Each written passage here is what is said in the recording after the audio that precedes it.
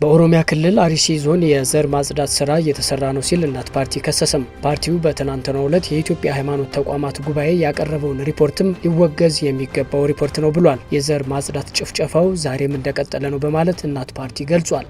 በምስራቅ አርሲ የኦርቶዶክሳውያን ግድያና የወጣቶች አፈና ተባብሶ መቀጠሉን የአካባቢው ምዕመናን ገለጹ። የአርሲው ግድያ ሰሚ ያጣ ታስቦበት እየተፈጸመ ያለ ነው ተብሏል። ህወሓት የጦር መሳሪያ ለኤርትራ አሳልፎ እየሰጠ ነው ሲሉ አምባሳደሩ ተናገሩ።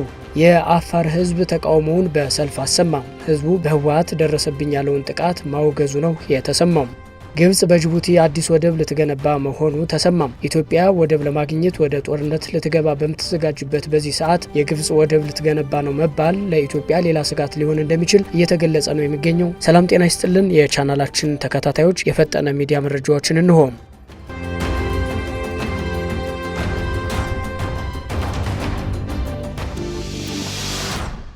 በኦሮሚያ ክልል አርሲ ዞን የዘር ማጽዳት ስራ እየተሰራ ነው ሲል እናት ፓርቲ ከሰሰም። እናት ፓርቲ ከሰሞኑ ተቋቋመ የተባለው አጣሪ ቡድን ባወጣው መግለጫ በሃይማኖታቸው ተመርጠው ዘር ማጽዳት ወይም ጄኖሳይድ የሚፈጸምባቸውን አስተባብሎ ማውጣቱም እጅግ ያሳዘነ ተግባር ነው ብሏል። ፓርቲያችን አሁንም ገለልተኛ ዓለም አቀፍ አጣሪ ቡድን እንዲቋቋም በጥብቅ ያሳስባል ሲል ገልጿል። እናት ፓርቲ በኦሮሚያ ክልል በተለይ በአርሲ የሚፈጸምን ዘር ማጽዳትና ተደጋጋሚ ጭፍጨፋ በጽኑ ያወግዛል ማለቱን በመግለጫው ገልጿል። በሃይማኖታቸው መርጠው እንደሞቱ ሲካዱ ገዳይን ማበረታታት በመሆኑም ይህን አይነቱን እውነቱን የካደ አካሄድ ፈጽመን እናወግዛለን። ለአካባቢው ማህበረሰብ ህዝብ በአንድነት ቆሞ ካልደረሰላቸው ለዘር እንደማይተርፉ ግልጽ እየሆነ መጥቷል ብለዋል። ፓርቲያችን ለሟቾችም እረፍተ ነፍስን ለአካባቢው ማህበረሰብና ለወዳጅ ዘመድ መጽናናትን ይመኛል ሲል ገልጿል። የኢትዮጵያ ሃይማኖት ተቋማት ጉባኤ አጣሪ ኮሚቴ ቡድን በአርሲ ዞን የተፈጸመው ግድያ ሃይማኖት ተኮር አይደለም ሲል በሪፖርቱ መግለጹ የሚታወስ ነው። ገዳዮቹም የፋኖና የሸኔ ታጣቂዎች ናቸው በማለት የገለጸ ሲሆን ይህም በክርስቲያኖች ሞት የተሳለቀ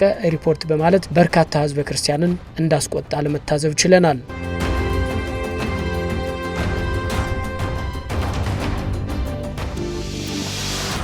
በምስራቅ አርሲ የኦርቶዶክሳውያን ግድያና የወጣቶች አፈና ተባብሶ መቀጠሉን የአካባቢው ምዕመናን ገለጹ። ይህ የተሰማው ትናንት የኢትዮጵያ ሃይማኖት ተቋማት ጉባኤ የአርሲው ጥቃት ሃይማኖት ተኮር አይደለም የሚል ሪፖርት ባቀረበበት ሰዓት ላይ ነው። በመሆኑም ክርስቲያኖች በሃይማኖታቸው ምክንያት ተገድለዋል፣ ታግተው መወሰዳቸውንም ነው መረጃው ያመለከተው። ህዳር 1 2018 ዓ.ም ልዩ ቦታው ጠለታ ቅዱስ ገብርኤል በተባለ አካባቢ ከጠዋቱ 3 ሰዓት ገደማ 3 ኦርቶዶክሳውያን በአውድማ ላይ እህል እየወቁ ባሉበት በጥይት ተደብድበው በግፍ መገደላቸው ከአካባቢው የተገኘው መረጃ አመላክቷል። ከተገደሉት ምዕመናን መካከል ዲያቆን ኢዮብ እጅጉ፣ ጥላሁን ቦጌ እና ህፃን ጻድቃኔ ሰራዊቱ የተባሉ ኦርቶዶክሳውያን ይገኙበታል ተብሏል። ስርዓተ ቀብራቸው በጠለታ ቅዱስ ገብርኤል ቤተክርስቲያን ህዳር 1 ቀን 2018 ዓ.ም ከቀኑ 7 ሰዓት ላይ ተፈጽሟል። ከዚህ ቀደም በነበሩ የኦርቶዶክሳውያኑ አፈናና ግድያን በተመለከተ መረጃ አቀብላችኋል በሚል ምክንያት የአካባቢው ወጣት ምዕመናን ወዳልታወቀ ስፍራ ታስረው እየተወሰዱ እንደሚገኝ የአካባቢው ምዕመናን መናገራቸው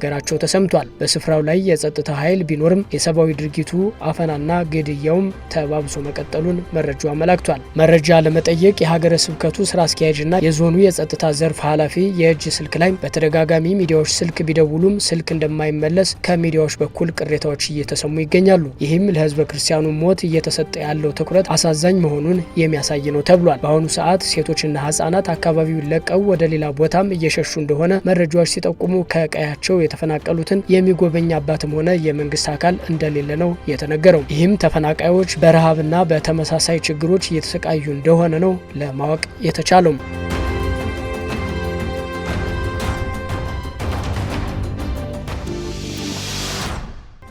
ህወሓት የጦር መሳሪያ ለኤርትራ አሳልፎ እየሰጠ ነው ሲሉ አምባሳደሩ ተናገሩ። ይህንን ያሉት አምባሳደር ሙዝ ገብረ ህይወት ከመናኸሪያ ሬዲዮ ጋር በነበራቸው ቆይታ ነው። አምባሳደሩ ህወሓት የተቀበረ ቢኤም አለው፣ የት እንደተቀበረ እናውቃለን፣ መድፍ አለው፣ አሁን እያወጣ ነው ያለው በሽራሮና በባድመ በኩል ለኤርትራ እየሰጠ ነው። ህወሓት የተወለደው ደደቢት ነው፣ የሚቀበረው ግን አፋር ነው። ህወሓት ሙሉ መሳሪያ አላስረከበም። ለዚህ ደግሞ የአፍሪካ ህብረትን ጨምሮ ፈራሚዎቹ ተጠያቂዎች ናቸው ሲሉ አምባሳደር ሙዝ ገብረ ህይወት ለመናኸሪያ ሬዲዮ መናገራቸው ተሰምቷል።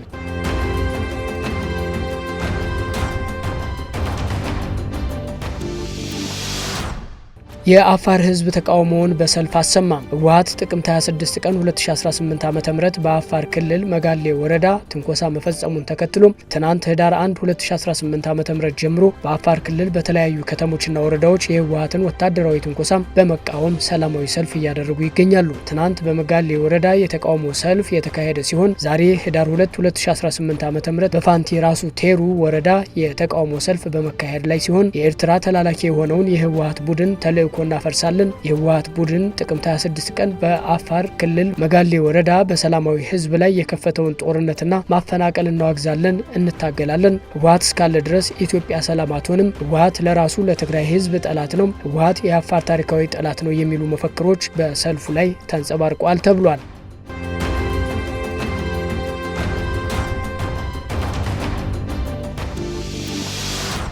ግብጽ በጅቡቲ አዲስ ወደብና የሎጂስቲክስ ማዕከላትን ልትገነባ ነው ተባለም። ለኢትዮጵያ ዓለም አቀፍ የንግድ መተላለፊያ በሆነችው ጅቡቲ ውስጥ ግብጽ ትልቅ የኢንቨስትመንት እንቅስቃሴ ልታደርግ መሆኑን አስታውቃለች። ይህም ግብጽ አዲስ የወደብና የሎጂስቲክስ መገልገያዎችን ለመገንባት በሚያስችላት የትብብር ስምምነት ላይ ለመድረስ ተቃርባለች ነው የተባለው። በግብጽ ምክትል ጠቅላይ ሚኒስትር የሚመራ ከፍተኛ የልዑካን ቡድን በቅርቡ ወደ ጅቡቲ በሚያደርገው ይፋዊ ጉብኝት ስምምነቱ ይጠናቀቃል ተብሎ እንደሚጠበቅ ተገልጿል። የትብብሩ መሰረት የተጣለው በህዳር 3 ቀን 2025 ዓ.ም በግብጽ ልዑካንና በጅቡቲ ወደቦችና ነጻ ቀጠና ባለስልጣን ሊቀመንበር አቡበከር ኦማር ሃዲ መካከል በተደረገ ስብሰባ ነው። ይህ ሰፊ ፕሮጀክት ጅቡቲ በምስራቅ አፍሪካ ያላትን የንግድ ማዕከልነት ሚና ከፍ የሚያደርጉ ቁልፍ መሰረተ ልማቶችን ያካትታል ተብሏል። ይህ ኢንቨስትመንት የሚከናወነው ጎረቤት የሆነችው ኢትዮጵያ ኤርትራ ነጻነቷን ከወሰደች ከ3 አስርት ዓመታት በላይ በኋላም ቀጥተኛ የባህር በር ማግኘት ሳትችል በመቆየቷ ምክንያት ወደ ባህር ቀጥተኛ መዳረሻዋን ለማስመለስ ጥረት በምታደርግበት ወሳኝ ወቅት መሆኑም ኢትዮጵያ ለምታደርገው የወደብ ማስመለስ ትግል ስጋት ሊሆን እንደሚችል እየተገለጸ ነው የሚገኘው። ውድ የቻናላችን ተከታታዮች የዛሬዎቹ መረጃዎቻችን የሰማችኋቸውን ይመስሉ ነበረ። አብራችሁን ስለቆያችሁ እናመሰግናለን። ቻናላችንን ተወዳጁ፣ አበረታቱን እንላለን። በያላችሁበት ጥሩ ጊዜ ተመኘን። ሰላም።